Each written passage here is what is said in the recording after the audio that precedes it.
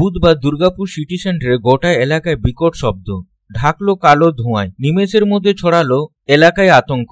Durgapur city সেন্টারের কবিগুরু এলাকায় একটি পুরনো ফ্রিজের ও এসি রিপেয়ারিং দোকানে অগ্নিকাণ্ডের ঘটনায় আতঙ্ক। দমকলের একটি ইঞ্জিন ঘটনাস্থলে এসে নিয়ন্ত্রণে আনে আগুন। কয়েক লক্ষ টাকার ক্ষয়ক্ষতি হয়েছে বলে অনুমান। দমকল বাহিনীর প্রাথমিক অনুমান শর্ট সার্কিট থেকে এই অগ্নিকাণ্ড। ঘটনাস্থলে আসে সিটি সেন্টার ফাঁড়ির পুলিশ। বাড়ির মালিক জয়দীপ পাল জানান, বিকট শব্দ শুনে বাইরে বেরিয়ে আসি, এসে দেখি যে দাউ দাউ করে আগুন জ্বলছে। তারপর উপরে ভাড়াটিয়া নিচে নেমে আসে ইলেকট্রিক বোর্ডের মেইন সুইচ বন্ধ করে।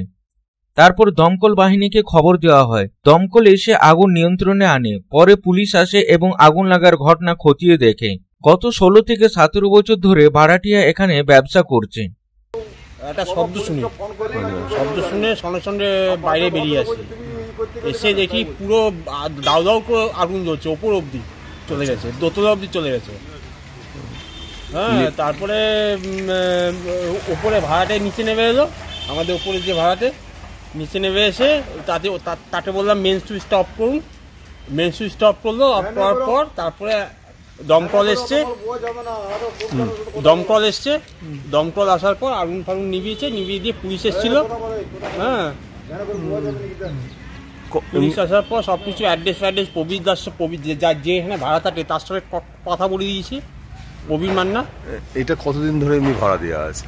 16-17 বছর ধরে ভাড়া আছে প্রবীর মান্না, 16-17 বছর ধরে আছে, এখনো পর্যন্ত কিচ্ছু হয়নি।